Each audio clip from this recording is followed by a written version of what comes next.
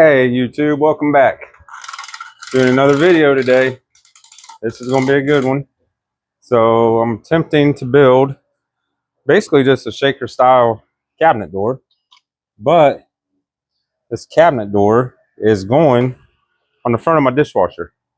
I know it sounds weird, but trust the process here. So if you already saw the thumbnail and that's what made you want to click on this video to begin with, you know that's what this is all about, what we're doing today.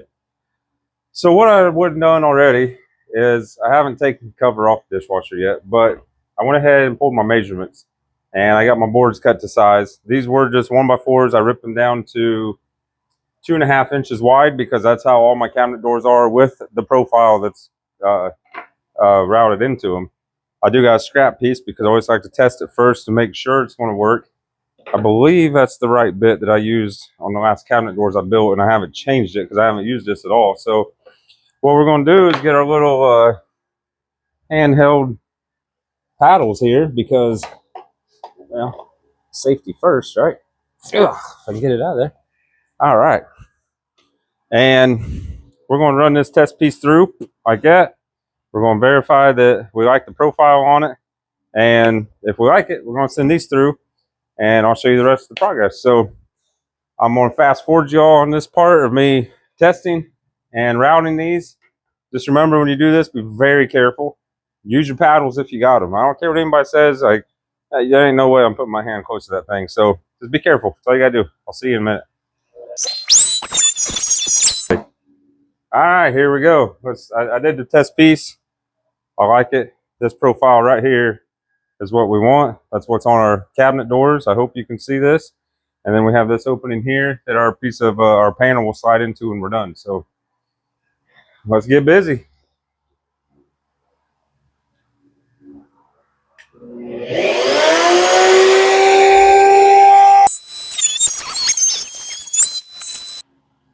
All right, guys, the scary part's over. It's not really scary, I guess, but you just got to take your time, be very careful. But that thing scares me, I ain't gonna lie. Even with using the paddles, you get your hands so close to it. But now what we're going to do is take all this over to the miter saw. Just trying to get this sticker off. I guess I should have pulled it off beforehand. But we're going to take this over to the miter saw now, and we're going to cut our miters on these because I cannot do shaker style with this. Because if you tried to, see if I get close enough to show you guys. This is not going to, that's not going to work. This right here, it's not what we want. All right. So we got to miter everything. It's not a big deal though. So let me take it over to the miter saw. See what my measurements were supposed to be. 30 and 23.5. So I'm going to make some cuts. I'll see you over there. Now, tell you real quick, one thing that I've done here. When I cut these last night, I cut them to size. And I don't know why. I guess it's just what I do. But it makes it, for me, it makes it a little bit easier because now I already know I just need to cut a 45 from this corner here and this corner here. And I just need to do that on all 4 boards. I don't even have to measure anything, as long as I don't go too far and cut past these corners. So let's give it a try.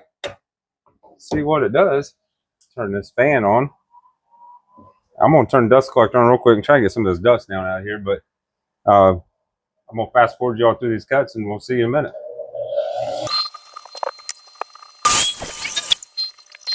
All right, that is all done. Let's go back to the work table. All right, guys, got the pieces back over here. Went ahead and grabbed the pocket hole jig because that's how we're going to attach these today. So let me get this tightened down. I believe this will work. I don't see why it wouldn't. I've never, honestly, I'm not a fan of pocket holes. They have their place when it comes to like cabinets and stuff, but they get, people use them up way too much. So not a big fan of them, but I've never done them on a 45, so we're going to try it.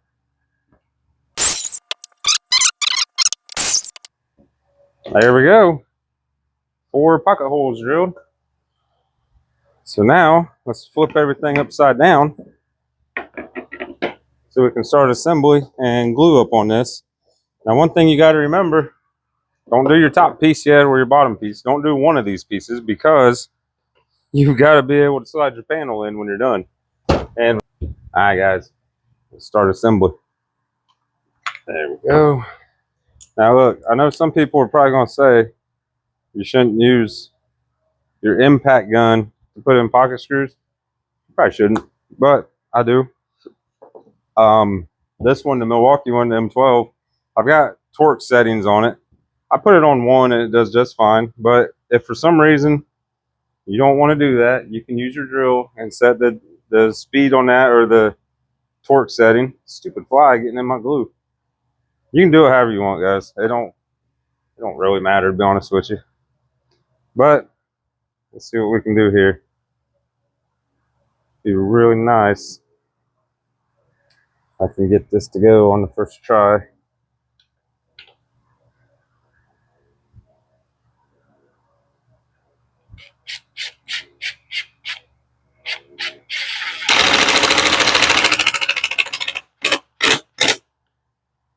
One is way too low, but there we go.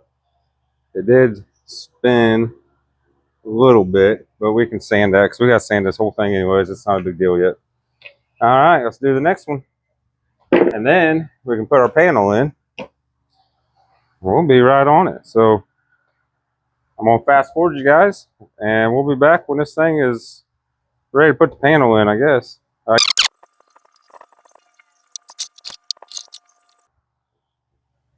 There we go, guys. We got us a panel built. This one did come out a hair short. I don't know how the heck I did that. But that's okay, because we got plenty down in this end that we can kind of feed it up. If I can get a grip on it. But either way, we'll get it up in there. Now the only thing we got to do, sand our joints right here, sand our edges. We're going to run a bead of caulk around this just to make it look nice, because that's how our other cabinets are. And then while that caulk is drying, I will go pull the panel off the dishwasher. I'll clean up this mess, and we'll get this mounted on the front. We also got to mount our handle, but we'll get to that later on. So I'll see you in a little bit. All right, guys, we're moving right along. Got the holes drilled for the handle. I actually screwed up and did them on the bottom, then I had to fill those holes in. Already got the cover off our dishwasher. I don't know. I didn't want to film this for you guys because I don't know if all dishwashers are the same or not, but we do got to take the handle off. It's not a 10 millimeter. I thought it would be. Maybe it's an 8. There we go. So we got to take the original handle off. We're not using that. We're using the same handles that's on the rest of our cabinets. So we're going to get this off, and I believe we're going to take that padding out just for the time being.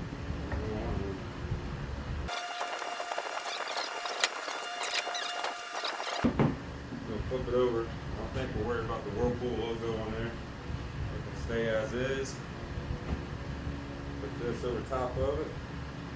Now this is where you want to get it all squared up perfect, alright? Because this is your one and only chance. And I'll probably go ahead and put a couple of clamps just to hold it.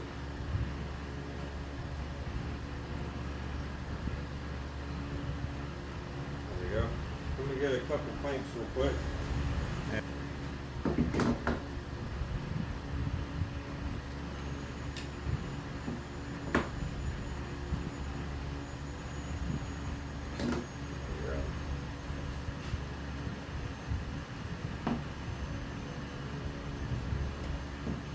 There we go.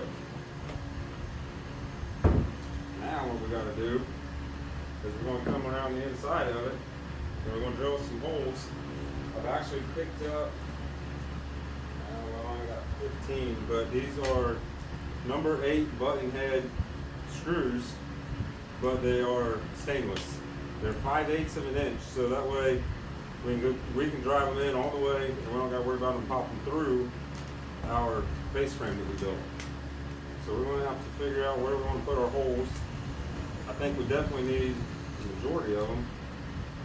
Not the majority, but we're going to need a good row up top here because that's where our handle is going to be. That's what you're going to be pulling on the most, all right?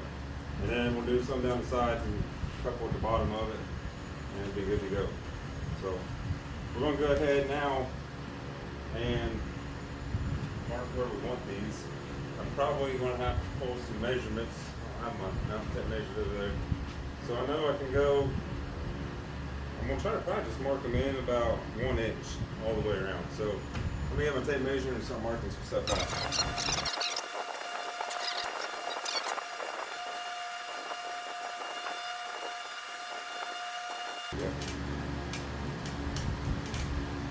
Alright, so now I'm just going to put a scrap piece of wood under this this piece. Or if I just drill them like this, I guess. I get the drill.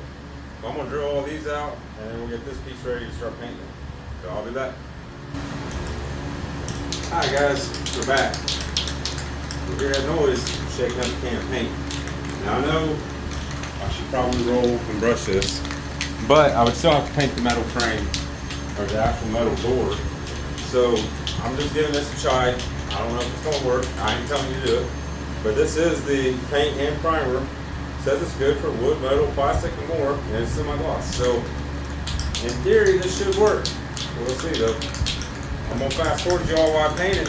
I'm hoping like 3 good coats on it. We'll do the first light coat of dusting. Second coat will, a little bit heavier. Third coat heavier, and we should be good. So I don't know. Only time's gonna tell, right? But there goes nothing.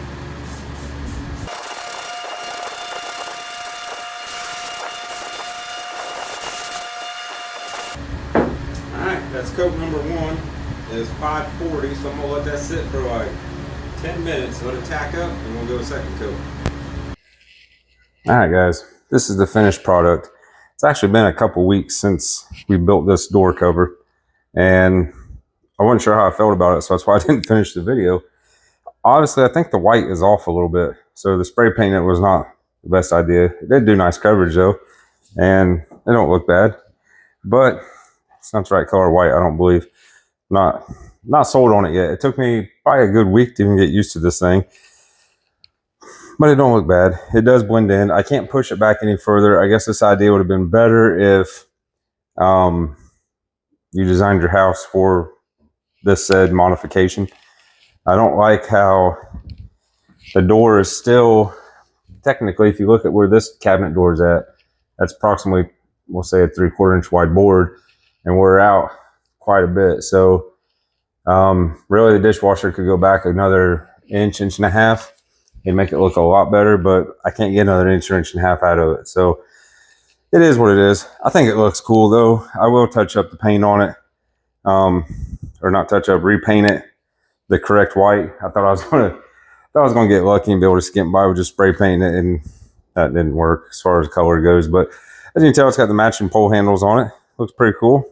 The dishwasher still functions like it should, Pull it open, your controls are up top. So that's pretty much it. So if you are wanting to do your door like this, hopefully this video helped you out and gave you some ideas, or it made you decide after seeing this that I shouldn't do that and I should just leave my dishwasher the way it is. But it's okay. We live and learn.